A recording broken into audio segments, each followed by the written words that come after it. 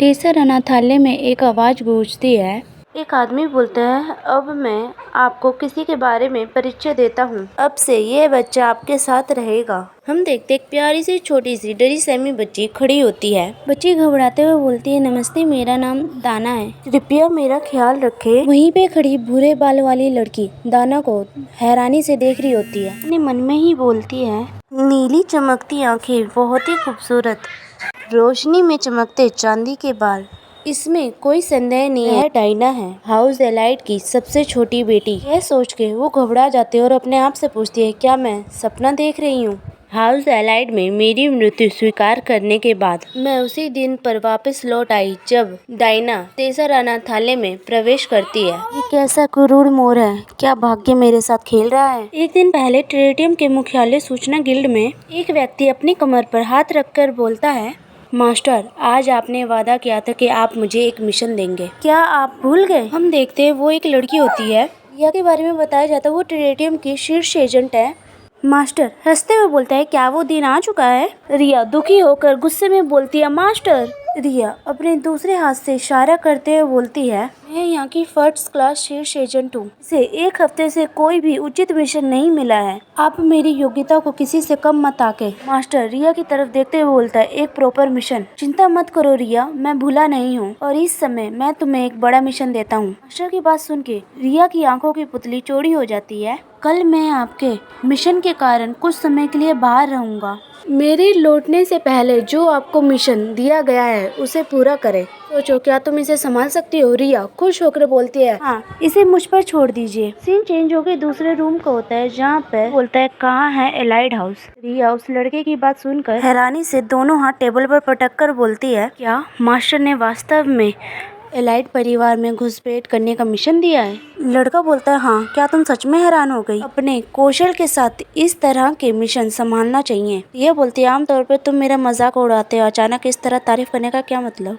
लड़का बोलता है, हम सभी तुम्हारे टैलेंट को जानते हैं, बात सिर्फ इतनी है, हमने कभी स्वीकार नहीं किया, हम बस इस बात से ईर्ष्या करते हैं क्योंकि गुरु आप पर कितना एहसान करते हैं। रिया ये बात सुनकर गुस्से में अपनी मुट्ठी बांध लेती है और बोलती है, तरफदारी, एक स्थानीय निवासी के लिए खोए हुए हैंकरचीफ को ढूंढना, खोए हुए बच्चे को घर वापस लाने में मदद करना, क्या इसे ही तरफदारी कहते हैं? देखते रिया उस पर चिल्ला रही होती है। लड़का परेशान होकर बोलता है, हाँ हाँ समझ गया। हालांकि रिया, आपने नहीं कहा था कि आप एलाइड हाउस में से किसी को नहीं जानती? बात सुन रिया शांत हो जाती है और बोलती है, क्या मैंने ऐसा कब कहा था? लड़का बोलता है, क्या तुम्हें याद नहीं है वो रात वयस्क होने के बाद पहली बार शराब पी थी? तब आप अपने अनाथालय के बचपन के बारे में बड़बड़ा रहे थे। रिया लड़के के कंधे को थपथपाते हुए बोलती है, जब लोग नशे में होते हैं तो वो तरह तरह की बातें नहीं करते, ऐसा कोई भी तरीका नहीं है जिससे मैं हाई नोबल रैंकिंग के साथ संबंध बना सकूं। रिया घड़ी को देखकर बोलती है, अरे नहीं, समय तो देखो, इसके लिए मेरे पास मिशन है,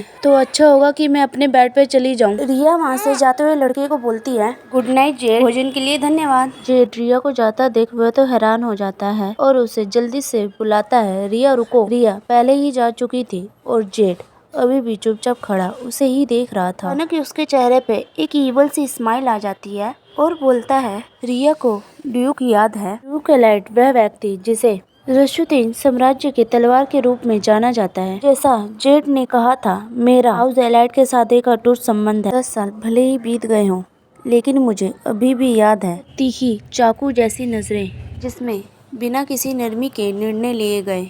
बिल्कुल ऐसा नहीं है, मेरी पुरानी भावनाएं आज के मिशन को प्रभावित करेंगी। देखते रिया एक पेड़ पर बैठ के ये सारी बातें सोच रही होती है। अपने मन में बोलती है, आज का मिशन मुझसे उस आदमी की याद दिलाता है। मैं चाहता हूँ आप पता लगाएं यहाँ पे आने वाले मेहमान कौन है, वास्तव में किस विषय पे बात कर रहे हैं। यह सामने की तरफ देखते हुए बोलती है, मैंने सोचा था यहाँ पे कोई हाई प्रोफाइल व्यक्ति आएगा, यहाँ कुछ तो सस्पिशियस है। ड्यूक के सभी नाइट एक ही जगह पे एकत्रित हैं, लेकिन वातावरण इतना शांत है कि ये विश्वास करना कठिन है कि कोई मेहमान आ रहा है। रिया सोचती है, ऐसा लग रहा है मानो जैसे उन्हें किसी मेहमान की उम्मीद ही नहीं है। रिया इतना सोच ही रही होती है कि तभी वहाँ पे एक आलीशान गाड़ी ड्यूक मैंशन में प्रवेश करती है। उस गाड़ी में से काले कपड़े पहने हुए लोग निकलते हैं। कृपया अंदर आइए। यह ड्यूक होते हैं। यह बोलते हैं हमारी आपसे उम्मीद रही है। या ये देख के हैरान होती है तक कि एक नौकर भी नहीं, ट्विलाइट खुद उनका स्वागत करने बाहर आए हैं। ऐसा लगता है ये कोई साधारण अतिथि नहीं हो सकता, मुझे तुरंत ही उनका पीछा करना होगा। रिया जैसे ही मुड़ती है जाने के लिए तभी उसके गले पे एक तलवार आकर रुकती है।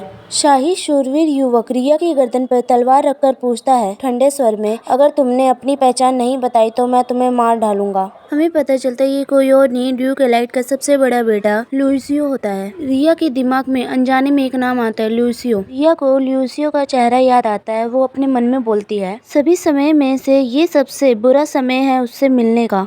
रिया लुइसियो की आवाज सुन के थोड़ा हैरान होती है क्योंकि जेठ की दी गई जानकारी के अनुसार लुइसियो को ड्यूक स्टेट में नहीं होना था। उस कमीने ने मुझे जानबूझकर गलत जानकारी दी। रिया ये सोच ही रही होती है, लुइस बोलता है अपने आप को सरेंडर कर दो और बताओ तुम्हें किसने भेजा है। अगर तुम ऐसा करोगे तो मैं कम से कम तुम्हारी जान बख्श दूंगा। रिया उसकी बातों को अनदेखा करके उसकी तरफ हमला करती है। लुइस उसके वार को रोक लेता है, बोलता है तो ये तुम्हारा जवाब है, तो फिर मैं पीछे नहीं हटूंगा। लुइस रिया का मास्क काट देता है। लुइस रिया को देख के हैरान हो जाता है, बोलता है तुम क्यों? रिया घबरा जाती है और जल्दी से अपने चेहरे को ढक लेती है। यह सोचती है नहीं, क्या उसने मुझे पहचान लिया? नहीं, ऐसा कोई भी कारण नहीं है कि वह मुझे याद रखे। पूरे 10 साल बाद एक साधारण भूरे बाल वाली लड़की, उसे मैं याद नहीं होंगी। रिया अपने होठों को काट लेती है। क्यों तुम वो आखिरी व्यक्ति हो जिसे मैं अपना ये पक्ष दिखाना चाहती हूँ। लुइस चिल्लाते हुए बोले इंतजार करो, प्लीज रुक जाओ।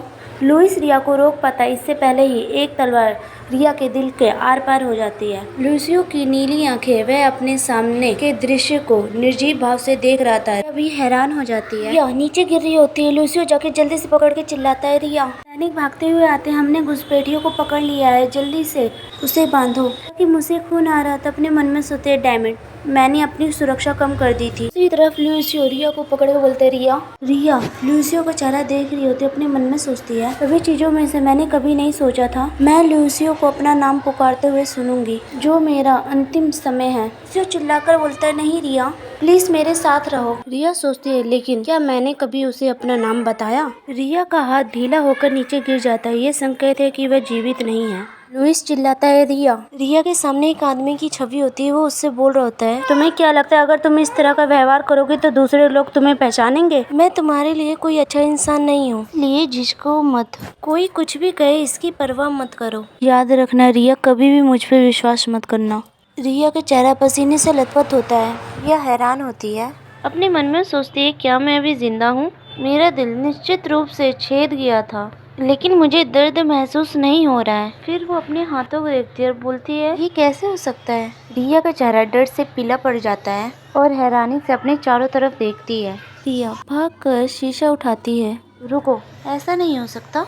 एक घिसा हुआ बिस्तर और फटे पर्दे, ये जाना पहचाना दृश्य अनाथालय का, जिसे मैं देख के उब गई थी। जब मैं छोटी थी तब मैंने देखा था और शीशे में प्रतिबिंब की गलती नहीं है। ये अपने चेहरे पे हाथ रखकर सोच रही होती है क्या मैं अपने पास्ट में वापस आ गई? भी कोई रिया का नाम लेता है जिस वजह से रिया चौंक जाती है और थोड़ा दूर हो जाती है। रिया बोलती है क्या हुआ? एमिली प्यार से पूछती है क्या तुम बीमार महसूस कर रही हो? खाना खाते समय तुम्हारा ध्यान भटक रहा था, क्या तुम अपनी रोटी नहीं खाओगी? रिया रोटी की प्लेट उठाती है और एमिली की तरफ देते हुए बोलती है आज मुझे भूख नहीं लगी है। एमिली क्या तुम ये चाहती हो? एमिली चमकती हुई आंखों से बोलती है सच में, क्या मैं इसे ले सकती हूँ? एमिली रिया को धन्यवाद बोलती है। रिया अपनी सोच में दोबारा गुम होते हुए बोलती है मेरे शरीर से बहते खून की अनुभूति अभी भी स्पष्ट है, फिर भी मैं अपने अतीत में लौट आई हूँ, जैसे कि मैं सपना देख रही थी। मैं अपना दैनिक जीवन ऐसे जी रही हूँ जैसे कुछ हुआ ही ना हो। मुझे विश्वास नहीं हो रहा है। देखते हैं कोई रिया के पास आ रहा होता है। रिया को आवाज देते हुए बोलता है अरे। रिया आवाज की दिशा में पलट कर देखती है, वहाँ पे एक लड़का खड़ा होता है। वो उससे बोल रहा होता है अगर तुम इसे नहीं खाओगी तो मुझे दे दो। ये अपने मन में बोलती है थॉमस मुझे याद है, ये अपने बड़े शरीर के साथ सबको ऐसे दिखाता है जैसे अनाथालय का बॉस हो। रिया बोलती है बेतुके मत बनो, जो मेरा है वो तुम क्यों खाओगे? थॉमस रिया के इस बर्ताव से हैरान होता बोलता है क्या तुम्हारी हिम्मत कैसे हुई मुझसे ऐसे बात करने की? यहाँ पर वाइट बालों वाला लड़का आकर बोलता है हंगामा करना बंद करो। क्या तुम डायरेक्टर से डांट खाना चाहते हो? जैक तुम फिर से बातों में दखल दे रहे हो। पता चलता है व्हाइट बाल वाले लड़के का नाम जैक है। जैक बोलते हैं तुम ही थे जिसने सबसे पहले बच्चों को परेशान किया। थॉमस चिढ़ते हुए बोलता है तुम लोगों की आमतौर पर आवाज भी नहीं निकलती थी, आज क्या हो गया है। थॉमस रोटी की तरफ देखता है। इससे पहले एमिली रोटी को पकड़ पाती, थॉमस रोटी लेकर भाग जाता है। एमिली को रोटी दिखाकर उसका मजाक उड़ाते हुए बोलता है अपनी रक्षा कम करो, अब ये मेरी है। यह खड़े होकर बोलते हैं यहीं पे रुक जाओ। रिया थॉमस के पीछे जा रही होती है, तभी एमिली उसका कपड़ा पकड़ के रोकती है। रिया पलट कर एमिली को देखती है। एमिली बोलती है रिया ये मत बोलना कि तुम थॉमस के पीछा करने जा रही हो। रिया थोड़ा हैरान होती है, क्या गड़बड़ है। रिया के आसपास के लोग रिया के बारे में बात करने लगते हैं, बोलते हैं क्या हुआ है रिया को। रिया अचानक इस तरह से बर्ताव क्यों कर रही है। वो थॉमस से डरती नहीं थी? अगर वो उसे मारता है तो क्या होगा? क्या वो आज कुछ अजीब बर्ताव नहीं कर रही? क्या पास्ट को याद करती है? सही है, अनाथालय में मैं कमजोर और डरपोक थी। अगर मैं अचानक रातों रात बहुत अलग व्यवहार करूंगी तो इससे मुझे कोई लाभ नहीं होगा। मुझे अभी चुप रहना चाहिए। रिया पहले अपने आप को शांत करती फिर बोलती है तुम सही हो एमिली, मैं सावधान रहूंगी। चिंता करने के लिए धन्यवाद। दूर खड़ा जैक चुपचाप बस सब कुछ देख रहा होता है। कमरे के अंदर सूर्य का प्रकाश चमकता है। रिया अपने पेट पर हाथ लगाती है जो भूख से गड़गड़ा रहा था। रिया का एक हाथ फर्श पे होता है, दूसरा हाथ उसकी पेट पे होता है। रोते हुए सोचती है मैं इतनी भूखी हूँ कि मुझसे फर्श साफ करने की भी ताकत नहीं है। गलतफहमी हो या ना हो, मुझे उस बदमाश का पीछा करना चाहिए था। रिया को एक आवाज आती है जो उसे बोल रहा होता है इडियट। रिया देखती है वो जैक होता है जो उससे बोल रहा होता है तुमने मूर्खों की तरह व्यवहार क्यों किया और तुमने अपनी रोटी क्यों दे दी। रिया बोलती है अब तुम कह रहे हो ये मेरी गलती है। जैक बोलता है हाँ, अगर तुमने पहले ये बात नहीं बताई होती तो ये घटना नहीं घटती। रिया को जैक की बात सुन के गुस्सा आ जाता है और वो अपने मन में सोचती है इस बदतमीज लड़के को क्या, मुझे बस उसे थप्पड़ मारना चाहिए। जैक अचानक एक हाथ आगे बढ़ाकर रोटी का टुकड़ा देते हुए बोलता है रहने दो, ये ले लो। रिया रोटी खुशी से लेकर बोलती है तुम ये मुझे दे रहे हो। जैक बोलता है हाँ, अगर तुम इसे नहीं चाहती हो तो इसे फेंक दो। रिया बोलती है मैं इसे नहीं फेंकूंगा। रोटी के टुकड़े को अपने गले से लगाकर अपने मन में सोचती है अनाथालय में हम मुश्किल से ही बातचीत करते हैं, लेकिन अब मैं अचानक ही आभारी महसूस कर रही हूँ। रिया मुस्कुराकर जैक से बोलती है जैक तुम वास्तव में बहुत अच्छे बच्चे हो। जैक रिया को संदेह भरी नजरों से देखते हुए बोलता है तुम सच में आज बहुत अजीब बर्ताव कर रही हो। तभी एक आवाज गूंजती है सभी लोग प्रवेश द्वार पर आ जाएं। अनाथालय में एक नया व्यक्ति आया है। आदमी एक छोटी सी लड़की को अंदर लाता है और इस तरह वर्तमान में जिस दिन में एलाइड हाउस में मर गई और वापस लौटी, ये वही दिन था। ड्यूक ऑफ एलाइड की सबसे छोटी बेटी डायना ने तेसर अनाथालय में प्रवेश किया था। क्या इसे सौभाग्य कहा जा सकता है? सभी बच्चे डायना को देखकर बात कर रहे होते हैं। अचानक उसे क्या हो गया? एक और मुंह खिलाने के लिए हम पहले से ही भूख से मर रहे हैं। रिया की आंखों में डायना की छवि होती है और अपने मन में सोचती है अगर डायना अतीत में यहाँ आई नहीं होती तो ड्यूक ऑफ एलाइड ने अनाथालय को नहीं तोड़ा होता। रातों रात गरीब नहीं रहते और ये सब सहते नहीं। रिया सोचना बंद कर बोलती है हे दाना। रिया दाना की ओर देखकर बोलती है तुम कितने साल की हो? वो सोचती है अगर तुम सारा दोष डायना पर डालो तो मुझे लगता है कि आप इसे इस तरह देख सकते हैं, लेकिन किसी को बार बार दोष देने से कुछ नहीं बदलेगा। सबसे जरूरी तुम किसी मासूम बच्चे पे जिम्मेदारी नहीं डाल सकते। दाना खुशी से बोलती है अपने दोनों हाथ दिखाते हुए मैं 4 साल की हूँ। रिया दाना का हाथ पकड़ते हुए बोलती है ओ तुम्हें अपनी उम्र याद है? तुम पूरी तरह से बड़ी हो गई हो दाना। दाना आश्चर्य से रिया को देखती है। रिया बोलती है तो फिर चलो पहले नहा लो। दाना बोलती है ठीक है। रिया सोचती है शायद ये मेरे लिए और दाना का भविष्य बदलने का मौका है। दाना खुशी से रिया का पीछा करके वहाँ से चली जाती है। दाना रिया के साथ नहाने गई होती है। दाना चिल्लाती है हुर्रे। रिया बोलती है ये सही है, बहुत बढ़िया किया। रिया कपड़े को निचोड़ती है। यहाँ पहले मुझे पोंछने दो, ये ज्यादा ठंडा नहीं है ना। रिया दाना का फेस पोंछ रही होती है। दाना बेहद ही क्यूट लग रही होती है। वो अपनी एक आंख बंद करके बोलती है नहीं। रिया दाना को देख के मुस्कुराती है। पिछली जिंदगी में दाना एक चिपचिपी बच्ची थी जो छोटी छोटी बातों पर रोने लगती थी। अनाथालय के अन्य बच्चे डायरेक्टर की डांट से डरते थे, इसलिए वे उससे दूर रहते थे। मैंने हमेशा उसके प्रति ठंडा व्यवहार किया। मैं भी दूसरों की तरह दूरी बनाने की कोशिश करती थी, लेकिन अजीब बात थी कि छोटी नीली आंखें हमेशा मेरी तरफ देखती थी। दाना हमेशा मेरे आसपास रहती थी। उस समय मुझे उसका ध्यान पाना बोझिल लगता था, लेकिन अब इस बारे में सोचूं तो मैं एक 4 साल के बच्चे के प्रति बहुत कठोर थी। वो अपने परिवार से अलग हो गई थी। रिया अचानक ही दाना की तरफ देखती है। उसके मुंह से निकलता है, अरे बाप रे। धूल पोंछने से पहले मैंने ध्यान नहीं दिया। वो चमकदार चांदी जैसे बाल, आकर्षक नीली आंखें, कोई भी बता सकता था वो एलाइड परिवार से थी। डॉक्टर हमेशा हमें बेवकूफ कहता था। बाद में पता चला सबसे बड़ा बेवकूफ वही है। वह कैसे सोच सकता था जो बच्चा स्पष्ट रूप से कुलीन था, वह बच्चा कैसे अनाथ है। रिया बोलती है, ठीक है अब चलो तुम्हारे पैर धोते हैं। वह नीचे पैरों की तरफ देखती है। दाना के पैर चोटों से भरे हुए हैं। दाना घबराते हुए बोलती है, ये कुछ भी नहीं है। दाना की ये बात सुनकर रिया दिलासा देते हुए बोलती है, कोई बात नहीं, मैं नाराज नहीं हूँ, इसलिए तुम मेरे साथ ईमानदार रहो। दाना बोलती है, सच में तुम चिल्लाओगी नहीं? रिया बोलती है, बिल्कुल नहीं। दाना भावुक होकर बोलती है, आपने देखा वास्तव में दाना को बहुत दर्द हो रहा है। रिया मन में सोचती है, जैसा कि उम्मीद थी, वह डांट खाने से डरती थी। रिया खुश होकर बोलती है, चिंता मत करो, कुछ ही देर में दर्द दूर कर दूंगी। दाना मासूमियत से पूछती है, क्या आप इस पे फूंक मारोगे? जवाब देती है, नहीं। वह अपना हाथ दाना के पैर के पास रखती है और आध्यात्मिक शक्ति की धारा प्रभावित होती है। यह बोलती है, मैं उससे भी बेहतर कुछ करूंगी। एक पल में ही दाना का पैर ठीक हो जाता है। यह बोलती है, ये कैसा है, अब दर्द तो नहीं हो रहा ना? दाना अपने पैरों की ओर देखती है और फिर रिया की तरफ देखकर बोलती है, दीदी अद्भुत है, बहुत बढ़िया। रिया शर्माते हुए बोलती है, ये तो कुछ भी नहीं है। मुझे याद आता है पहले वह कैसे कड़ा अभ्यास करती थी। मुझे खुशी है कि मैंने मास्टर से कुछ जादू सीखा। हालांकि मेरी जन्मजात जादुई शक्ति इतनी कमजोर है कि मैं इसका प्रयोग मुश्किल से एक बार कर पाती हूँ। मेरा माना केवल एक उपचार मंत्र से पूरी तरह समाप्त हो गया। तभी रिया को उसके शरीर में कुछ अजीब महसूस होता है। रिया सोचती है, मेरे पास केवल थोड़ा ही माना बचा था, लेकिन मुझे इतना भरा हुआ क्यों महसूस हो रहा है? कुछ ठीक नहीं है। अचानक दाना रिया के ऊपर कूद जाती है। से दाना रिया को कसकर गले लगाकर बोलती है, दीदी धन्यवाद। का धन्यवाद। दाना बहुत खुश है।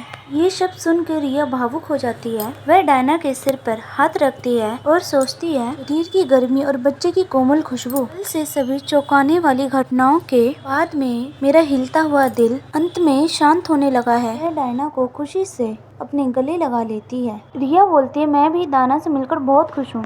कि मेरे पास बहुत सारे प्रश्न हैं, लेकिन ध्यान देने के लिए कुछ भी महत्वपूर्ण नहीं है। यदि मेरी ध्यान शक्ति सही है, ठीक 1 सप्ताह में एलाइट के ड्यूक और उनके शूरवीर आ जाएंगे। उस समय निर्देशक दाना को गुलाम व्यापारी को बेचने और छुपाने की कोशिश करेगा और उन सभी शूरवीरों से झूठ बोलेगा जो दाना की खोज में आएंगे, लेकिन वह पकड़ा जाएगा।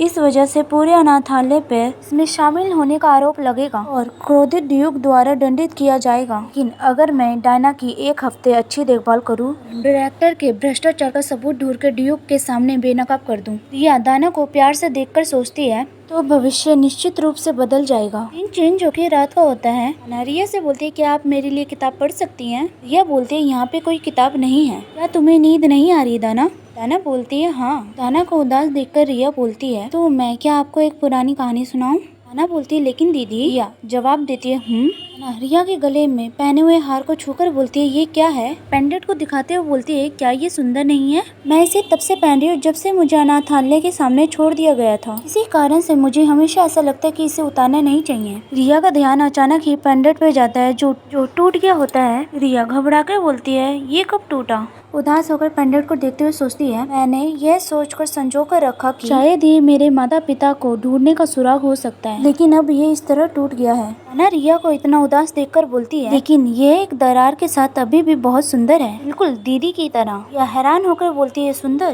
दाना मुस्कुराकर बोलती है, हाँ दीदी सुंदर है, आप बहुत सुंदर हो, आप चमकती हो। हैरान होकर दाना को देखती है, कभी किसी ने बहुत पहले किसी ने बुलाया था। रिया दाना से बोलती है, थैंक यू दाना, तो मुझे कहने वाले ऐसे पहले व्यक्ति हैं। दरअसल जब मैं छोटी थी तो मुझे लगता था मैं बहुत सुंदर हूँ। हर बार जब मैं धोते समय अपना चेहरा आईने में देखती थी तो मैं अपने प्रतिबिंब को देख के हैरान होती थी, लेकिन मेरे आसपास कभी किसी ने नहीं बताया कि मैं सुंदर हूँ। मैं अपने आप में मस्त थी, लेकिन क्या कम से कम एक व्यक्ति ने कभी न कभी बात कही होगी। मैं खुद से कहा करती थी, हर कोई मुझसे ईर्ष्या करता है, मुझे इसकी परवाह नहीं करनी चाहिए। जब तक मैंने वो शब्द नहीं सुने। जरा सोचो, एनी के बालों का रंग कितना सुंदर है ना, काश मेरे भी ऐसे होते, वो भी अनोखे हैं। या लिजी से बोलती है, अरे लिजी तुम मेरे बालों के रंग के बारे में क्या सोचती हो? ये अनोखे या सुंदर नहीं है?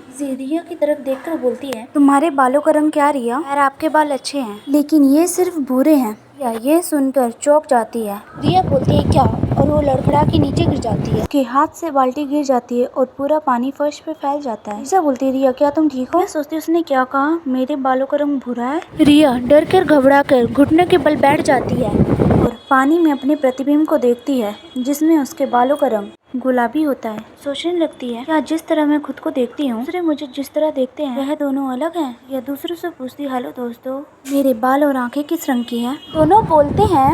एक लड़का बोलता है आपकी आंखें गहरे भूरे रंग की हैं और आपके बाल थोड़े हल्के रंग के हैं। मैं सोचती हर कोई एक ही बात कह रहा है तो सचमुच मेरी आंखें अजीब थी, लेकिन मैं फिर भी इसे जाने नहीं दे सकती। इसलिए मैंने चित्रकार को अपना चित्र बनाने को कहा। बाद में मैंने मास्टर से भी पूछा। खैर अभी अतीत की बातें हो गई हैं और अभी मुझे कुछ और अधिक महत्वपूर्ण बातों पे ध्यान देना है। दाना को गले लगा के सो जाती है। सीन चेंज होकर डाइनिंग टेबल का होता है जहाँ पर सभी बच्चे खाना खा रहे होते हैं। दाना बोलती है दीदी मैंने सब खा लिया। या खुश होकर बोलती है पहले से ही तुम बहुत अच्छा खाती हो दाना। दाना उदास होकर बोलती है लेकिन। या दाना को उदास देखकर चौंक जाती है। सोचती है क्या वह अभी भी भूखी है? वह अभी भी छोटी इसलिए उसकी भूख ज्यादा होगी। दाना को रोटी देते हुए बोलती है लो इसे भी खाओ दाना। दाना खुश होकर बोलती है सचमुच दीदी धन्यवाद। या मुस्कुराते हुए सोचती है मुझे भी थोड़ी भूख लगी है लेकिन मैं बड़ी हूँ इसलिए ये कुछ भी नहीं है। हम दूसरे ही पल देखते रिया रोते हुए बोलती है मैं दर्द को रोक नहीं पा रही, मुझे ऐसा लग रहा है मैं मर जाऊंगी। हम देखते हैं हमारी प्यारी दाना इधर उधर कूदते हुए जा रही होती है। सोचती है मैं कपड़े धोने और पानी ले जाने की योजना बना रही थी लेकिन मुझे नहीं पता था मेरी सहन शक्ति इतनी कमजोर है। मैं इतनी थक गई हूँ कि मैं अपने अंतर मन को ही महसूस नहीं कर पा रही। वह याद करती अगर अनाथालय की जल व्यवस्था थोड़ी बेहतर होती तो मुझे इस तरह इतनी तकलीफ नहीं उठानी पड़ती।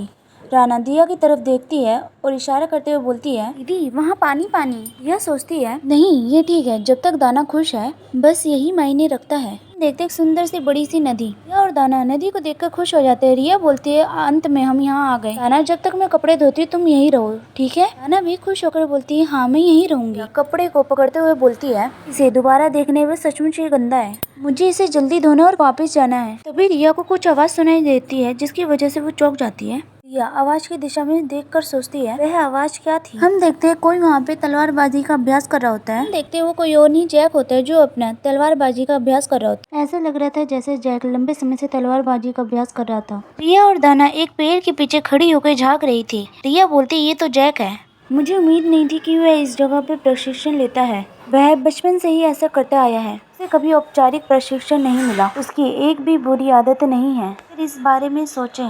रिया दाना की तरफ देखती है। दाना जैक को गौर से देख रही होती है। रिया सोचती है जैक कोई साधारण व्यक्ति नहीं है। एक दिन वह साम्राज्य के तीन महान शूरवीरों में से एक के रूप में जाना जाएगा। भविष्य में एक भावी तलवारबाज बनने की राह पर। उस समय वह दाना से मिलेगा और उसका वफादार शूरवीर बन जाएगा। जैक ने प्रशिक्षण समाप्त कर ली और पकड़े जाने के डर से रिया दाना को अपनी तरफ खींच लेती है। अरे नहीं हमें छुपना होगा। ये अपनी तारीफ करते हुए बोलती है मेरी प्रतिभा पूरी तरह से छुपने के लिए उपयुक्त है, मैं कभी पकड़ी नहीं जाऊंगी। जैक तब तक उन दोनों को देख लेता है। मैंने तुम्हें देख लिया है तो छुपो मत, बाहर आ जाओ। यह जैक की आवाज से चौंक जाती है। यह शर्म से जैक की तरफ देखकर बोलती है तुम्हें पता था मैं यहाँ थी?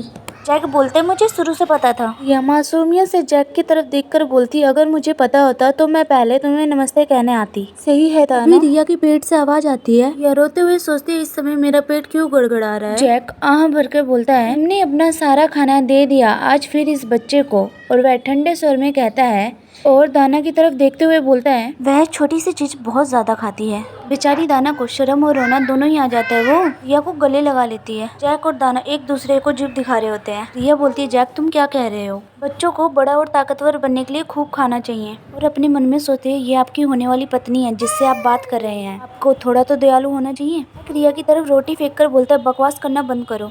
जैक रिया की तरफ रोटी फेंक कर बोलता है बकवास मत करो इसे लो। और हैरानी से जैक को देखकर बोलती है क्या ये वह रोटी नहीं है जो आप बचा रहे थे? जैक बोलता है बस इसे खाओ, अगर तुम दूसरों पे निर्भर नहीं होना चाहती हो तो आपको अपने हिस्से का ध्यान रखना चाहिए। और दाना की तरफ देखकर बोलता है और तुम दोबारा लेने के बारे में सोचना भी मत। बेचारी दाना बोलती मैं नहीं करूंगी। रिया को उन दोनों को ऐसे झगड़ता देख के अपने मन में सोचती है सचमुच वह एक सेकंड के लिए भी झगड़ना बंद नहीं कर सकते। खाने के बाद रिया जैक से पूछती है ज्यादा जरूरी बात है जैक, क्या तुम यहाँ अकेले प्रशिक्षण ले रहे हो? जैक बोलते ट्रेनिंग नहीं, मैं इसलिए कर रहा था क्योंकि मैं बोर हो रहा था। रिया बोलती इसका मतलब है कि तुम नाइट बनना चाहते हो। जैक बोलते क्या तुम ये सोचती हो हम जैसा क्या कोई आम आदमी इतनी आसानी से नाइट बन सकता है? मैं एक भाड़े का सैनिक बनने जा रहा हूँ। शायद मुझे सम्मान न मिले, लेकिन मैं कम से कम बहुत सारे पैसे कमा लूंगा। ये बात सुन के रिया हंसते हुए अपने मन में सोचती है, यह विश्वास करना कठिन है कि भविष्य का महान शूरवीर साम्राज्य में अपना नाम बनाएगा।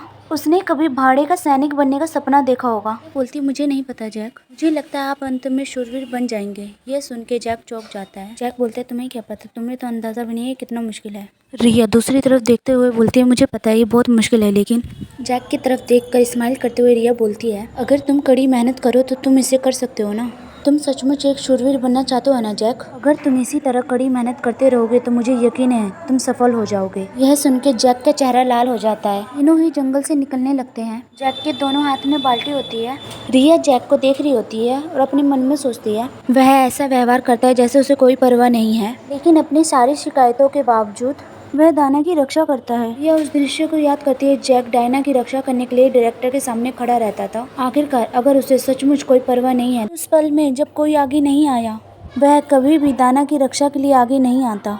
वह भागती है। शूरवीर होना उपाधि के बारे में नहीं है, सच्ची विनम्रता कमजोरों की रक्षा करना है। रिया को महसूस होता है उसके पैर में दर्द हो रहा है। वह अपने पैरों की तरफ नीचे देखकर सोचती है, शायद मैं बहुत ज्यादा तेज चल गई, अब मेरे पैर में ऐंठन हो गई है। तभी दाना रिया का कपड़ा पकड़कर बोलती है, दीदी। दाना को पुकारते सुनकर रिया उसकी तरफ देखती है। दाना मासूमियत से बोलती है, दाना थक गई है, क्या आप मुझे नहीं उठा सकती? रिया बोलती है, ठीक है, मैं तुम्हें उठा लूंगी, बस 1 मिनट दो। जैक देख लेता है रिया के पैर में दिक्कत हो रही है। जैक दाना पे चीखते हुए बोलता है, अरे क्या तुम उसे मारने की कोशिश कर रही हो? तुम कैसे कह सकती हो तुम्हें उठा लिया जाए? वह पहले से ही भोजन छोड़ने के कारण कमजोर हो गई है। दाना जैक की तरफ देखते हुए बोलती है, लेकिन मैं तो बस दीदी के साथ रहना चाहती हूँ।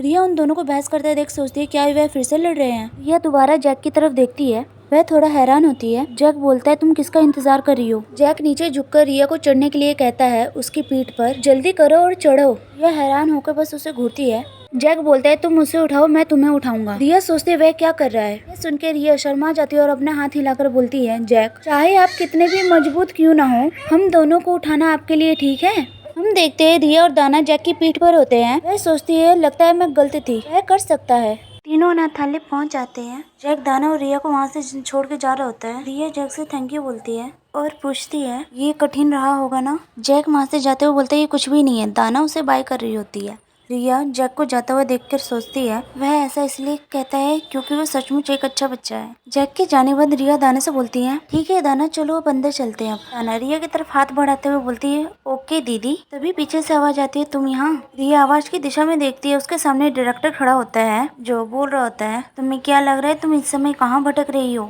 रिया और दाना डायरेक्टर को वहाँ देख के डर जाते हैं। दाना डर से रिया को गले लगा के बोलती है, वह डरावना बूढ़ा आदमी, वो बिल्कुल काला है, ये मुझे पसंद नहीं है। रिया सोचती सभी लोगों में से हमें कर्फ्यू के बाद बाहर निकलने के कारण डायरेक्टर ने पकड़ लिया। रिया बोलती है, कुछ भी नहीं है, हम तो बस कपड़े धो रहे थे। डायरेक्टर पूछता है, तुम कितने साल को? रिया बोलती, मैं 8 साल की हूँ। और मन में सोचती, इसने क्यों पूछा? डायरेक्टर ये सुन के क्रीपी स्माइल करता है और बोलते हैं, बहुत बढ़िया। डायरेक्टर जाते हुए बोलता है, ठीक है बहुत हुआ, जल्दी से अंदर जाओ, मैं इसे दूसरी बार नहीं करने दूंगा। डायरेक्टर को जाता देख रिया डायरेक्टर को जीभ निकाल के चढ़ाते हुए सोचती है, वह ऊंचा और शक्तिशाली होने का नाटक करता है, जबकि वह केवल शराब में डूबा रहता है। दाना बोलती, दीदी। रिया दाना की तरफ नीचे देखती है। दाना मासूमियत से पूछती है, क्या वो डरावना आदमी चला गया? रिया दाना के सर पे हाथ रख के बोलती है, हाँ दाना, वो आदमी चला गया, अब तुम्हें डरने की जरूरत नहीं है। अब क्या हम अंदर जाके सोए? दाना खुशी से बोलती, हाँ। दाना दीदी के साथ सोना चाहती है। रिया सोचती है उसकी पास्ट लाइफ में वह दिन जब ड्यूक एलाइड अनाथालय में आए थे, उन्होंने जैक और दाना को बचाया जो अटारी में बंद थे। उसके बाद डायरेक्टर को मौके पे ही फांसी दे दी गई और अनाथालय को दंडित किया। वह दिन दूर नहीं है, ये सोच के वह दाना का हाथ पकड़ के सोचती है, दाना और अनाथालय के बच्चों की सुरक्षा के लिए मुझे वो सबूत ढूंढने होंगे जो डायरेक्टर को नीचे ले जाएंगे। चेंज होकर ड्यूक की तरफ दिखाता है। कोई बोल रहा था, मेरे महाराज, हमने क्षेत्र के सभी अनाथालय और पिछड़ी गलियों की तलाश की, लेकिन हम छोटी युवती को नहीं ढूंढ सके। ड्यूक उनकी तरफ मुड़कर बोलता है, तुरंत खोज सीमाएं विस्तार करें। अब से सभी पड़ोसी राज्य में पहुंचने वाली जहाज की जांच करें। हमें बताया जाता है ये ड्यूक एलाइड परिवार के मुखिया हैं। वे अपनी बेटी को ढूंढ रहे हैं जो कुछ दिनों पहले दाना एक उत्सव में भाग लेने के दौरान लापता हो गई। पहले तो हमने सोचा वह खो गई और हमें विश्वास था हम उन्हें जल्दी ढूंढ लेंगे। मेरे प्यारे दोस्त, क्या आपको भी ऐसा ही महसूस हुआ? ये सोच शूरवीर अपने हाथ की मुट्ठी बांध लेता है। ड्यूक को बोलते तेजा, मैंने सुना कि आप कुछ दिन से कुछ खाए या सोई नहीं है, क्या तुम विरोध कर रहे हो? ये सुन के शूरवीर घबराते हुए बोलता है, नहीं, मैं तो बस युवती को ढूंढ रहा हूँ। ड्यूक बोलते हाँ, हमें डायना को ढूंढना ही होगा, चाहे कुछ भी हो जाए, लेकिन तुम्हारी वर्तमान स्थिति में पूरी तरह बेकार है। ये सुन के शूरवीर बोलता है, मैं समझ गया, मैं ध्यान रखूंगा। वहीं पे दूसरा शूरवीर उसे खामोशी से देख रहा होता है। फिर वो एक ईवल सी स्माइल करके सोचता है, मेरा इरादा केवल तेजर को थोड़ा नुकसान पहुंचाने का था, कुमारी की सुरक्षा हटाए जाने की झूठी सूचना फैलाकर, लेकिन चीजें मेरी योजना से आगे बढ़ गई। तेजर ने पूरी तरह से ड्यूक का विश्वास खो दिया है। ये सोचकर वो हंस रहा होता है। तभी ड्यूक उसकी तरफ इशारा करके बोलते हैं, सीआईडी, तेजर और मैं पूरे पश्चिम क्षेत्र पर कब्जा करेंगे और तुम पूर्व में चढ़ाई करना शुरू करो। इसके अलावा काउंट मैरियाट को पश्चिम की खोज में शामिल होने की सूचना दो। दोनों ही शूरवीर अपना हाथ सीने पर रखकर बोलते, यस सर, समझ गए। दूसरी तरफ अनाथालय में दाना आराम से सो रही होती है।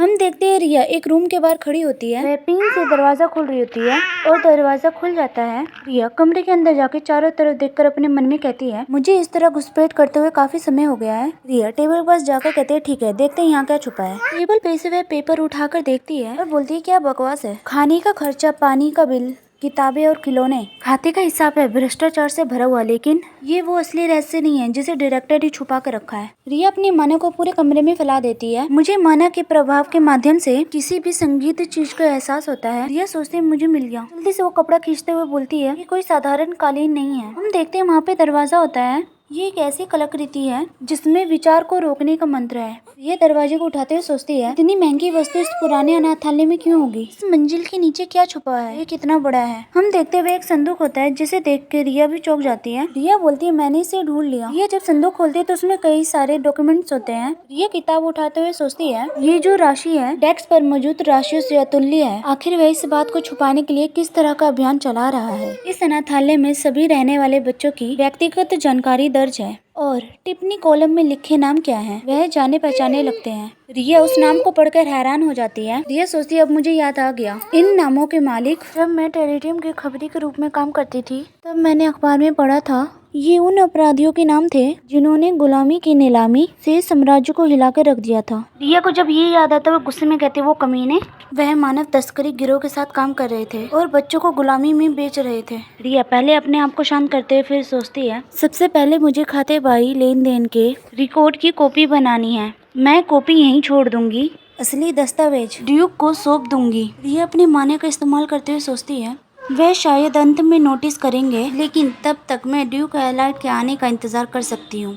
माना का इस्तेमाल करने से रिया के दिल पे जोर पड़ रहा होता है। फर्श पर खून गिर रहा होता है। हम देखते हैं रिया के मुंह से खून निकल रहा होता है, जिसे देख रिया हैरान हो जाती है और सोचती है, खून, इतना सारा माना एक साथ इस्तेमाल करने से मेरा शरीर इसे संभाल नहीं सकता, लेकिन मैं यहाँ नहीं गिर सकती और अपने कांपते हुए हाथों से माना इस्तेमाल करती है। अगर डायरेक्टर वापस आ जाए तो भी उसे घुसपैठ का कोई भी निशान नजर नहीं आएगा। सबूत छिपाना और ड्यूक के आने तक किसी का भी ध्यान ना जाए, ये मेरा लक्ष्य है। ये सब सोचते हुए रिया कमरे से बाहर निकलती है, अपने मुंह से खून साफ करते हुए। सीन चेंज होकर कुछ दिनों बाद का होता है, जहाँ पर अनाथालय में सभी बच्चे सफाई कर रहे होते हैं। रिया शीशा साफ करते हुए खिड़की के बाहर देख रही होती है। तभी उसे एक लड़की पीछे से आवाज लगाती है। रिया पलटकर बोलते हैं, ऐना, क्या तुम अच्छे से सोई? ऐना बोलती है, हाँ, आपका क्या हाल है? आप इन दिनों बीमार लग रही हैं।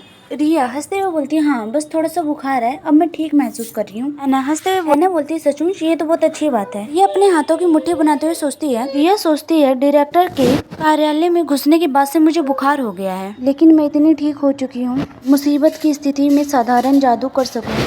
रिया हंसते हुए ऐना से बोलती है, मेरी चिंता करने के लिए धन्यवाद। अब वो कुछ और बोल पाती तभी उसके पीछे से चिल्लाने की आवाज आती है, क्या तुम फिर से आलसी हो रही हो, तुम निकम्मे बदमाश। हम देखते हैं वो डायरेक्टर होता है जो रिया और ऐना पे चिल्ला रहा होता है। डायरेक्टर अपनी कमर पर हाथ रखते हुए बोलते हैं, बात करना बंद करो, सफाई शुरू करो। ऐना रिया से माफी मांगते हुए वहाँ से चली जाती है। रिया डायरेक्टर की तरफ देखती है। डायरेक्टर सोचते हुए बोलता है, अरे यार, मेरे सर पहले से ही गड़बड़ नहीं था? ड्यूक ऑफ एलाइट कोई रास्ता नहीं है, यहाँ नहीं हो सकता। रिया ये सुनकर चौंक जाती है। रिया अपने मन में कहती है, सचमुच, क्या ये हो सकता है? ड्यूक ऑफ एलाइट आ गया है? रिया ये सब सोच ही रही होती है। डायरेक्टर उसकी तरफ उंगली दिखाते हुए बोलता है, अरे तुम।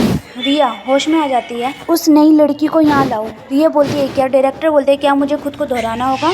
जल्दी करो और उसे लेकर आओ। रिया भागते हुए सोचती है, मैं क्या करूं, मुझे यहाँ से भाग जाना चाहिए। नहीं, क्या होगा अगर मैं ड्यूक को भूल जाऊं। अगर वह दाना को इस तरह लेता है, निश्चित रूप से जैसे पहले हुआ था, वह दाना को ड्यूक से छुपाने के लिए अटारी में बंद कर देगा। बेशक वह खोज के वक्त आखिरी में मिल जाएगी, लेकिन परिणाम स्वरूप उस समय ड्यूक अनाथालय के बच्चों को दंडित करेगा। मुझे हर कीमत पे उस परिणाम से बचना है। तभी रिया के सामने दाना आ जाती है। रिया दाना को देख के हैरान होती है, क्योंकि दाना के कपड़े गंदे हो रखे होते हैं और उसका चेहरा लाल होता है, आंखों से आंसू आ रहे होते हैं। रिया दाना के पास आकर घबराते हुए बोलती है, क्या गलत है दाना? दाना रोते हुए बोलती है, मैं गिर गई, मुझे दर्द हो रहा है। दाना रिया को कपड़ा दिखाते हुए बोलती है, माफ करना, दीदी ने मुझे साफ करने में बहुत मेहनत की है। रिया दाना के चेहरे पे हाथ रखते हुए बोलती है, कोई बात नहीं दाना, रो मत। रिया दाना को गले लगाकर हंसते हुए बोलती है, आपको ऐसी किसी बात के लिए माफी मांगने की जरूरत नहीं है, ठोकर लगना सामान्य बात है। रिया दाना से अलग होकर बोलती है, हम कपड़े धोने का काम हमेशा कर सकते हैं, समझे? दाना अपनी आंखें बंद करके दीदी बोलती है। तभी वहाँ पे डायरेक्टर आते हुए चिल्लाता है, इतना समय क्यों लग रहा है, जल्दी करो और उसे यहाँ लाओ। डायरेक्टर इवल स्माइल करते बोलता, ओ तो आप यहाँ थे। डायरेक्टर रिया से बोलता, अगर वो तुम्हें मिल जाए तो उसे जल्दी से यहाँ लाओ, तुम क्यों हिचकिचा रही हो, अभी यहाँ लाओ। ये बोल के वह दाना को पकड़ने के लिए हाथ आगे बढ़ाता है। रिया घबराते हुए सोचती है, नहीं, मैं दाना को ऐसे नहीं सौंप सकती, भले ही मुझे अकेले बंद रहना पड़े, मुझे दाना की रक्षा करनी होगी। तभी वहाँ पे आवाज आती है, एक तरफ हो जाओ, आप बच्चे को डरा रहे हो। देखते हैं जैक डायरेक्टर और रिया के बीच में खड़ा होता है। रिया बोलती है, जैक तुम कैसे? जैक रिया की तरफ देखकर बोलता है, क्या तुम ठीक हो, तुम्हें चोट तो नहीं लगी? रिया बोलती है, हाँ मैं ठीक हूँ। जैक को ऐसा करता देख डायरेक्टर गुस्से में बोलते, तुम बदतमीज बच्चे, क्या तुम मरना चाहते हो? जैक हैरान हो जाता है। डायरेक्टर जैक को चाटा मारता है। रिया ये देख के चौंक जाती है। रिया चिल्लाते हुए बोलती है, जैक। हम देखते हैं डायरेक्टर जैक, रिया, दाना तीनों को ही बेसमेंट में बंद कर देता है। जैक की हालत बहुत ज्यादा खराब होती है। डायरेक्टर हंसते हुए बोलते हैं, तुम घमंडी बच्चे, यहीं कुछ देर तक सड़ते रहो।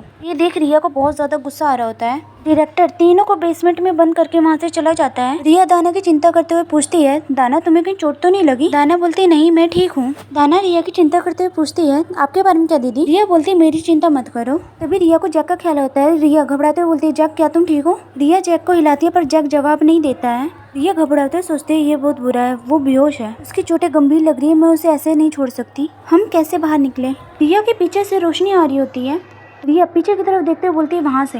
रिया जल्दी से जाकर लकड़ी के फट्टों को खींचती है, पर वो निकलता नहीं है। रिया घबराते हुए लकड़ी के फट्टों पर मुक्का मारने लगती है, जिससे लकड़ी के फट्टों पर दरार आ जाती है। रिया सोचती है, जैक की हालत बहुत खराब है और दाना डरी हुई है, हालांकि ड्यूक आखिरी में हमें ढूंढ लेंगे, मुझे नहीं पता क्या अचानक परिवर्तन सामने आएंगे, जल्दी से जल्दी हमें यहाँ से निकलना होगा। कृपया अफसर की एक छोटी सी खिड़की लकड़ी के फट्टों पे मारने की वजह से रिया के हाथ में खून आ रहा होता है। आखिरकार रिया की मेहनत काम आ जाती है। लकड़ी के फट्टे टूटने की वजह से रिया दूर जाके गिरती है। रिया जल्दी से उठकर खिड़की के बाहर झाँकते हुए सोचती है, ये काम किया, ये अंतर इतना बड़ा है कि मैं यहाँ से निकल सकती हूँ। रिया ऊपर के कमरे से नीचे झाँकते हुए सोचती है, अगर मैं आवाज निकालूं तो कोई मुझे सुन सकता है, निर्देशक को पहले पता चल जाएगा, तो मेरे पास एक ही विकल्प बचा है। रिया सोच ही रही होती है, तभी दाना रोते हुए बोलती है, दीदी आपके हाथ। रिया दाना की तरफ देखकर हंसते हुए बोलती है, दाना मैं जल्दी ही वापस आऊंगी, मैं आपके पिता को अवश्य लाऊंगी, तो जब मैं चली जाऊंगी तुम्हें भाई की देखभाल अच्छी करनी होगी, ठीक है? दाना रोते हुए बोलती, दीदी नहीं। तब तक रिया खिड़की से कूद गई होती है। सीन चेंज होकर ड्यूक की तरफ होता है।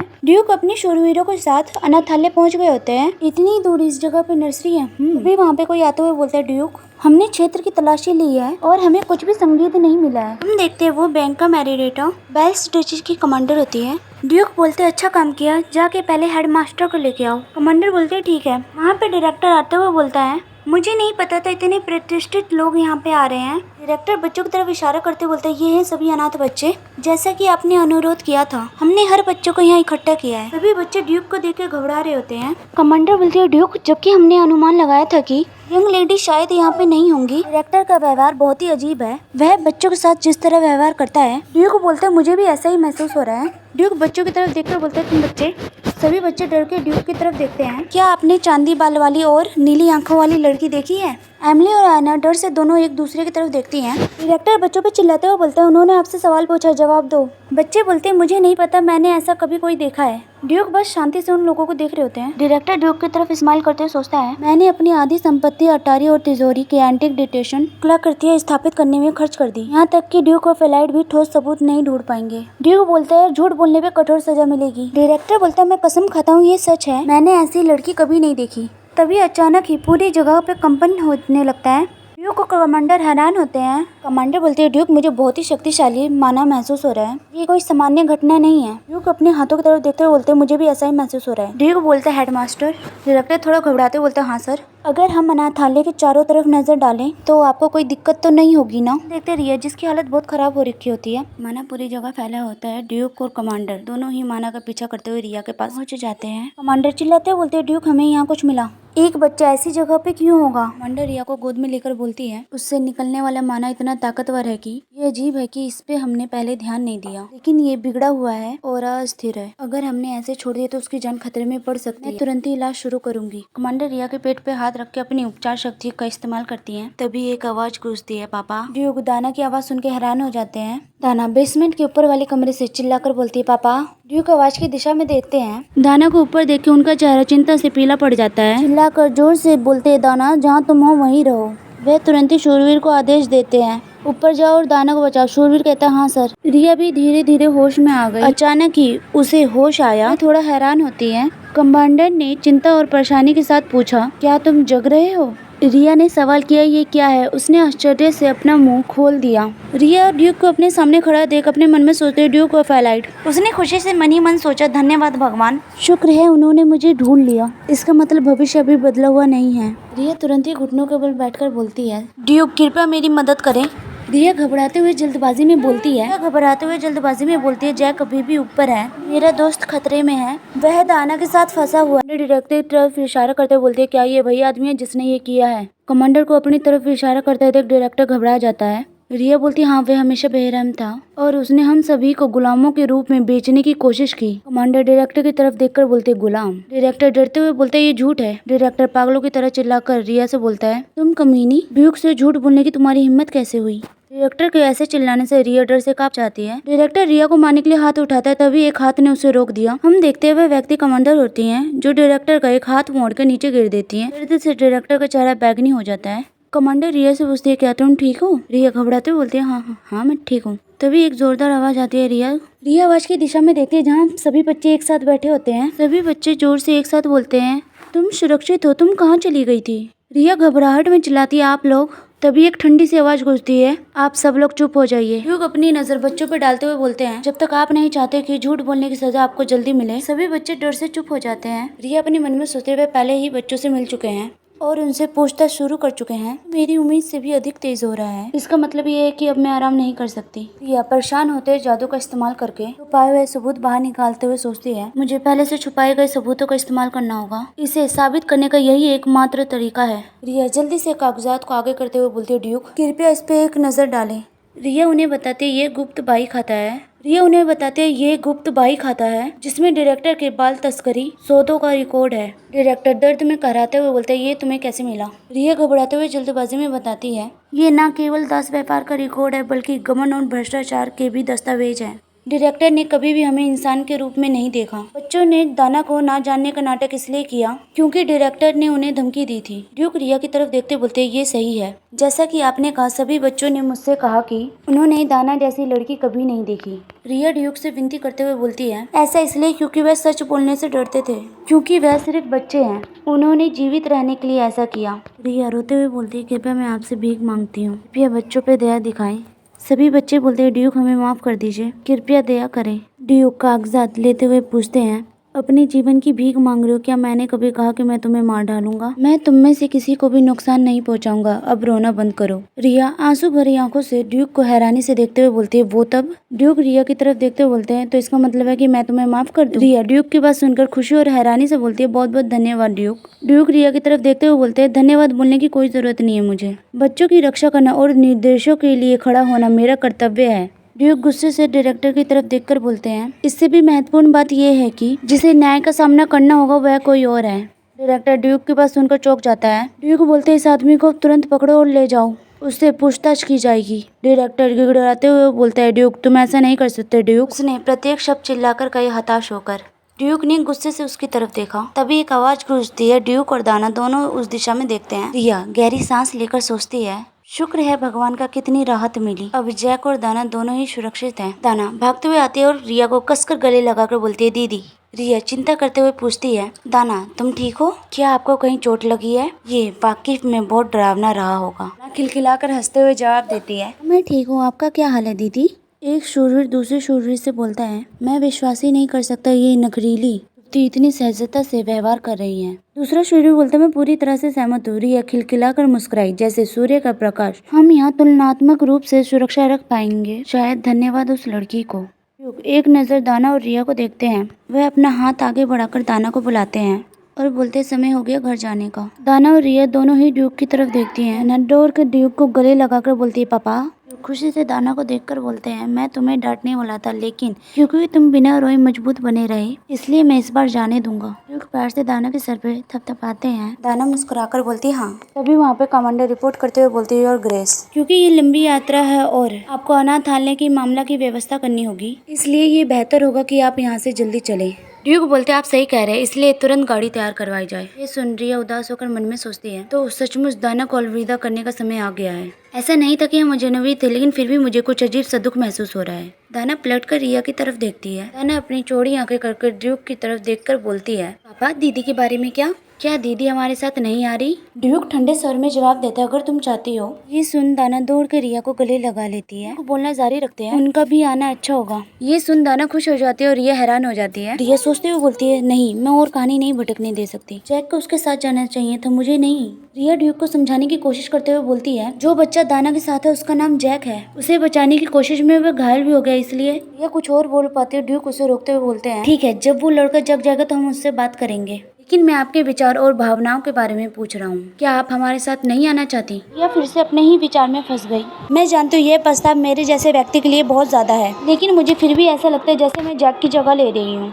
ये जैक की तरफ देखती है जो घायल होता है। जैक अभी भी बेहोश है। दाना रिया का कपड़ा पकड़ते हुए बोलती है दीदी। अपनी चमकती हुई आंखों से बोलती है क्या आप हमारे साथ नहीं आ रही? रिया झिझकते हुए बोलती है दाना नहीं दाना। रिया धीरे से दाना के सर पे हाथ फेरती है। रिया मुस्कुरा कर बोलती है नहीं, मैं भी चलूंगी। ये सुन के दाना खुशी से बोलती है सचमुच? दाना खुशी से रिया के गले लगकर बोलती है मैं बहुत खुश हूँ, मैं हमेशा आपके साथ रहना चाहती हूँ दीदी। रिया दाना के सर पर हाथ रख के सोचती है हाँ, मैं अभी के लिए दाना को शांत रखूंगी और यह सुनिश्चित करूंगी जैक की स्थिति ठीक हो गई है। मैं ये तय कर सकती हूँ इसके बाद मुझे अपने जीवन में क्या करना है। ड्यूक बोलते थोड़ी देर में यहाँ पे गाड़ी आ जाएगी, इसलिए थोड़ी देर यहाँ पे इंतजार करें। ये बोलती है ठीक है। तभी वहाँ पे एक शूरवीर आकर बोलता है मैं सचमुच आभारी हूँ कि आप सुरक्षित हैं। देखते ही दाना का शूरवीर होता है जो रिया से बोलता है और छोटी सी बच्ची मैं उनके साथ रहने के लिए तुम्हें भी धन्यवाद देना चाहता हूँ। या झिझकते हुए बोलती है नहीं, मैं तो बस वही करी थी जो मुझे करना था और आपकी मेहरबानी उनकी रक्षा करने में असफल रहने के कारण मुझे सजा मिलेगी, मैं उसे स्वीकार करूंगा। वीर अपनी जेब में कुछ ढूंढने लगते हैं। कृपया मेरे पिता द्वारा छोड़ी गई इस स्मृति चिन्ह को स्वीकार करें। देखते हुए एक पेंडेंट होता है जिसमें पीला कलर का स्टोन होता है। वीर उसे देते हुए बोलता है भले ही मुझसे मेरी नाइटहुड छीन ली जाए, मैं उस युवती की रक्षा के लिए अपने जीवन की शपथ लेता हूँ। वीर को ऐसा करता देख ड्यूक बोलते बेवकूफ आदमी,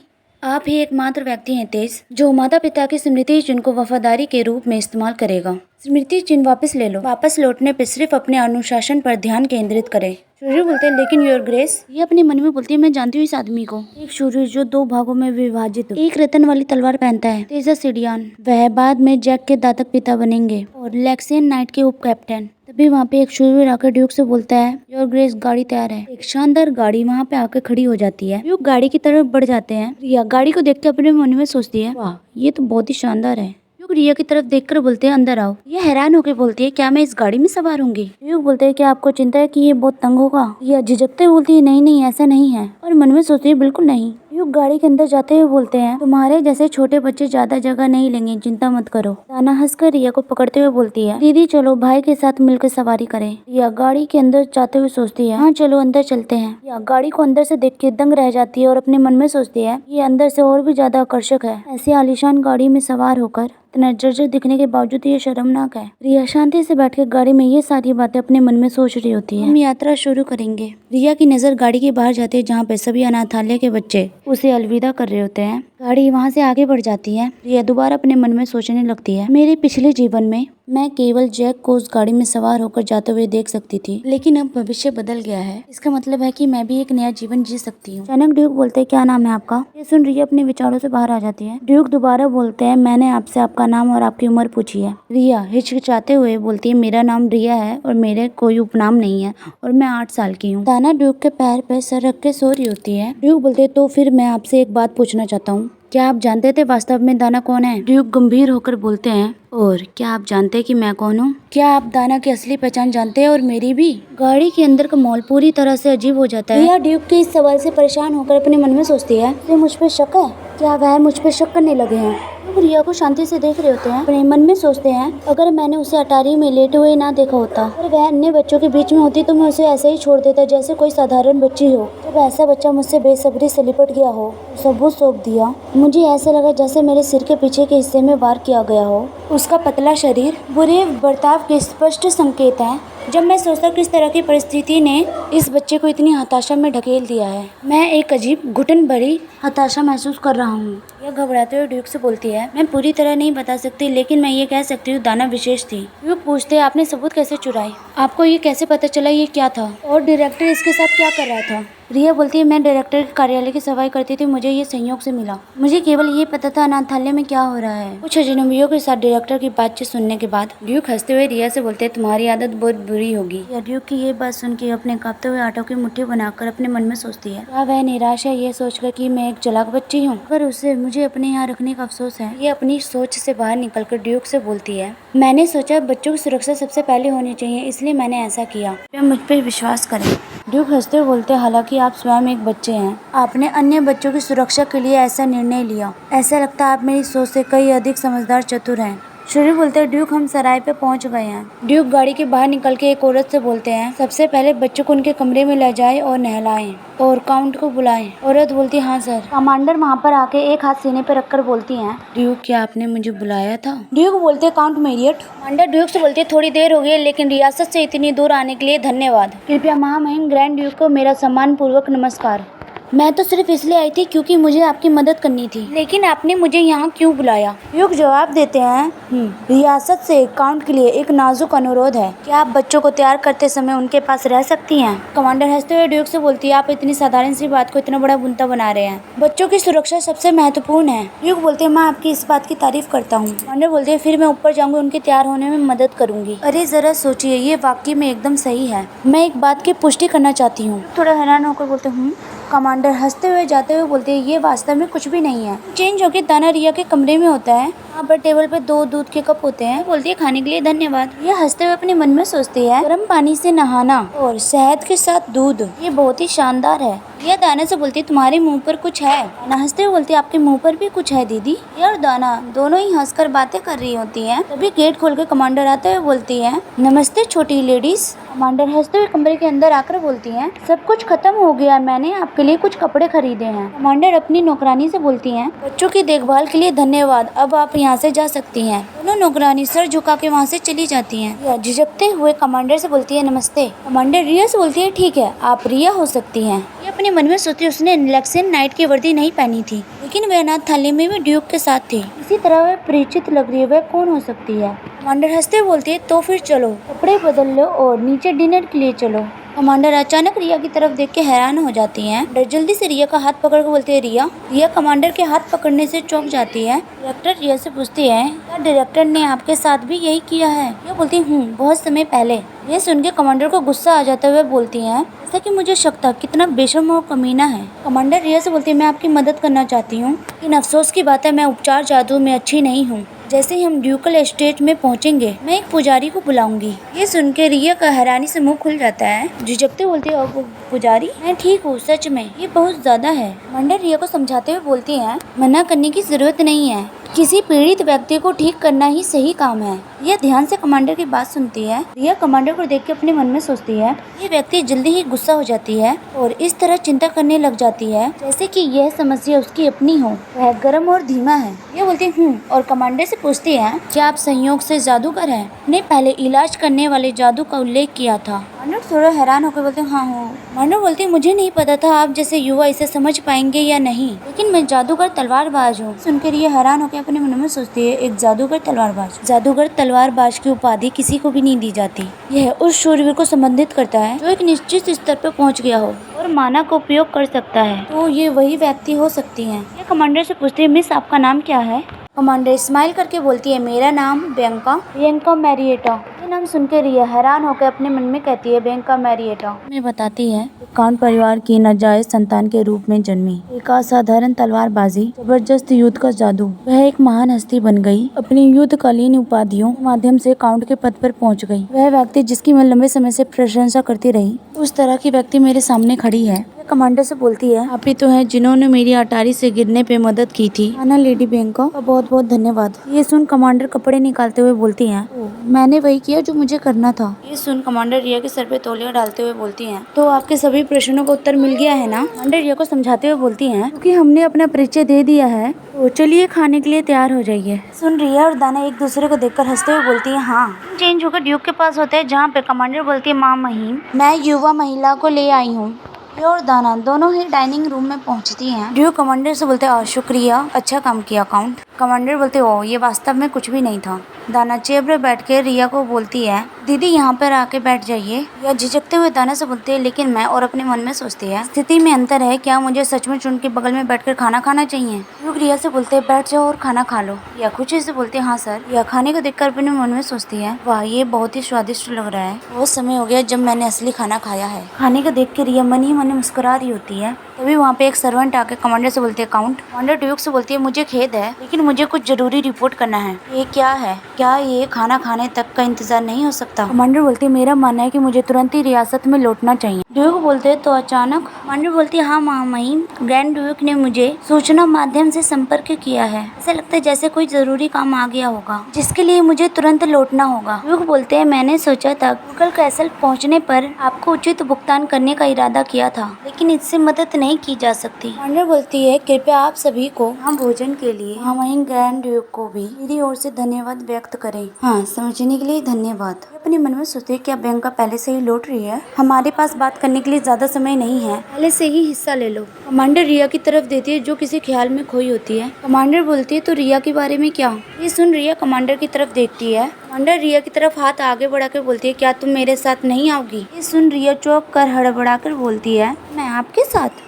ड्यूक पूछते हैं काउंट मैरिएटा आपका क्या मतलब है। मैंने बोलती है बिल्कुल वही जो मेरा मतलब था, मैं उसे अपने साथ ले जाना चाहती हूँ। कमांडर ड्यूक को बताती है जब मैंने रिया को पहली बार देखा था तो मुझे उसमें काफी मात्रा में मानसिक शक्ति और जादुई प्रतिभा का एहसास हुआ था। हालांकि वह अभी तक माना को संभालने की आदी नहीं हुई है, इसलिए उसके शरीर को नुकसान पहुँचा रहा है। रिया को अपनी प्रतिभा बाहर निकालने के लिए किसी की जरूरत है। बिल्कुल अगर रिया चाहे तो। ड्यूक बोलते मुझे नहीं पता आप अचानक ऐसी बात क्यों कर रहे हैं, लेकिन आपको चिंता करने की जरूरत नहीं है। ड्यूक परिवार में जरूरत से ज्यादा जादूगर हैं जो जानते हैं माना को कैसे संभालना है, लेकिन निश्चित रूप से आप किसी शाही नागरिक को बिना किसी विशेष कारण के ग्रैंड डचेस में तस्करी करने की कोशिश नहीं कर रहे हैं ना। ड्यूक की बात से हैरान होकर बोलती हैं मेरा इरादा ऐसा बिल्कुल नहीं है। ड्यूक रिया से पूछते हैं रिया तुम बताओ तुम क्या करना चाहती हो। सुन रिया हैरान होती है। कमांडर भी रिया की तरफ देखती हैं। रिया बोलती है मैं ओके कैरिज का दिखाया जाता है। कैरिज में दाना रिया की गोद में सो रही होती है। दाना रिया की गोद में बेखबर होकर सो रही होती है। ये अपने मन में सोचती है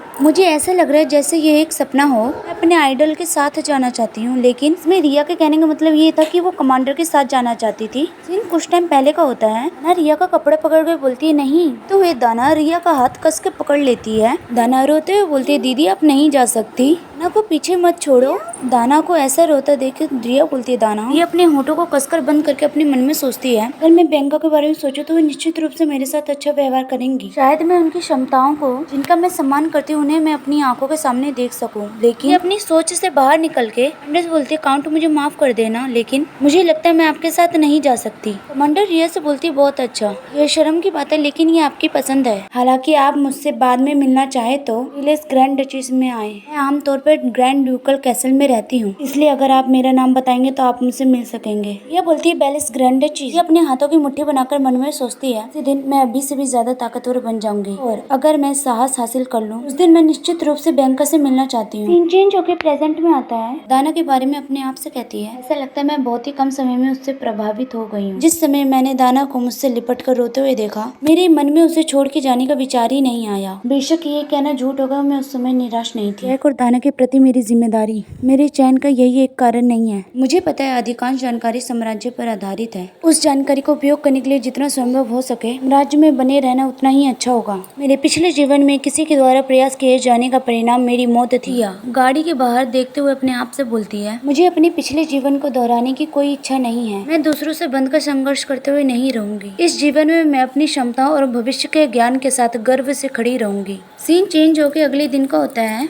रिया उबासी लेकर उठते हुए बोलती है, मैं थोड़ी देर के लिए सो गई थी और अब सुबह हो चुकी है। मुझे हैरानी है कि काउंट अभी भी ग्रैंड डचीज की ओर जा रहे हैं। असल में बेल्स के ग्रैंड डची के बारे में ज्यादा नहीं जानती, इतना ही जानती हूँ बेल्स के ग्रैंड ड्यूक बाद में दाना के गॉडफादर बन गए और वह अतीत में साम्राज्य का एकमात्र आर्कमिस्ट था और जब तक मैं बड़ी हुई उसके पुत्र बेल्स के ग्रैंड प्रिंस खुद ग्रैंड ड्यूक से भी ज्यादा प्रसिद्ध थे। वह अपनी अनोखी सुंदरता के लिए प्रसिद्ध थे, इसलिए वह कहते थे जब वह एलाइट ड्यूक के बेटे के साथ होते थे तो ऐसा लगता था सूर्य और चंद्रमा एक साथ उग रहे हों। ये अचानक ही कुछ याद करके चौंक जाती है। मैंने इसके बारे में पहले क्यों नहीं सोचा था। वह आदमी जिससे मैं मिलना चाहती थी, क्योंकि मैंने कुछ समय के लिए ड्यूकल परिवार के साथ रहने का निर्णय किया था। जिस वक्त मैं मरी थी एक लड़का चिल्लाकर बोलता है, रिया। आखिरी आदमी जिसे मैंने देखा था। वे ड्यूक दरवाजे पे खटखटाते हुए बोलते हैं, रिया। दाना जग गई। रिया हड़बड़ा के बोलती है, अरे हाँ। ड्यूक बोलते हैं, हम लोग घर पहुंच गए। ड्यूक कासल बेहद ही खूबसूरत और आलीशान दिख रहा था। जहाँ पे रिया कासल देख के बेहद ही खुश थी, दूसरी तरफ दाना उबासी ले रही थी। अपने मन में बोलती है, मुख्य द्वार से सीधा देखने का एक अलग ही अनुभव है। एक लड़का जल्दी से आकर दाना को कसकर गले लगाकर बोलता है, दाना। तो बोलते हैं, तुम अभी वापस आ रही हो, तुम कहाँ थी। हमें लड़के के बारे में बताया जाता है, एलन एलाइट ड्यूकल परिवार का दूसरा बेटा। आते हुए बोलते हैं, दाना। हम देखते हैं वो दाना की मम्मी होती है, जो दाना को देख के भावुक हो जाती है। दाना की मम्मी दोनों हाथ फैलाकर बोलते हैं, इधर आओ। दाना से मुस्कुराकर बोलते, मैंने आपको बहुत याद किया। दाना दौड़कर अपनी मम्मी के गले लगकर रोते हुए बोलती है, मम्मी। रिया मुस्कुराकर दाना को देखकर अपने मन में सोचती है, तो वह डचेस। मुझे बहुत खुशी है कि दाना अपने परिवार में वापस आ गई। वैसे वह मुझे कब मुख्य नौकरानी के हवाले करेंगे। एलन रिया को देख रहा होता है। एलन रिया से बोलता है, अरे तुम क्या हो। अपनी तरफ इशारा करते बोलती है, मैं। क्या आप मेरे बारे में बात कर रहे हैं। एलन रिया को जवाब देता है, हाँ। क्या आपके अलावा यहाँ कोई और भी है। तुम मेरी बहन के इतने करीब क्यों हो। दाना रिया और एलन को आपस में बातें करता देखती है। एलन रिया से बोलता है, ऐसा लगता है जैसे आप किसी छुपे हुए उद्देश्य से पीछा करते हुए यहाँ आई हैं। दाना अपने दोनों हाथ खोलकर रिया के सामने खड़ी हो जाती है। दाना तो रिया को प्रोटेक्ट करते हुए काफी क्यूट लग रही होती है। दाना चिल्लाकर अपने भाई से बोलते, तुम मेरी राजकुमारी को क्यों परेशान कर रही हो, तुम छोटे कीड़े। ये सुन दाना के मुंह से बेचारा एलन तो सदमे में ही चला जाता है। डचेस भी चौंक के अपने मुंह पर हाथ रख लेती है। ये सुन बेचारी रिया को तो रोना ही आ जाता है। वह दाना से बोलती है, तुमने ऐसी बात करना कहाँ से सीखा। रिया रोते हुए अपने मन में कहती है, तुम क्या कह रही हो दाना। दाना के मुँह से ये सुन के एलन और रिया दोनों ही सदमे में खड़े होते हैं। दाना गुस्से से एलन को देख रही होती है। ये बेचारी तो रोते हुए एलन को देख रही होती है। बेचारा एलन तो पत्थर की मूर्ति बन के खड़ा होता है।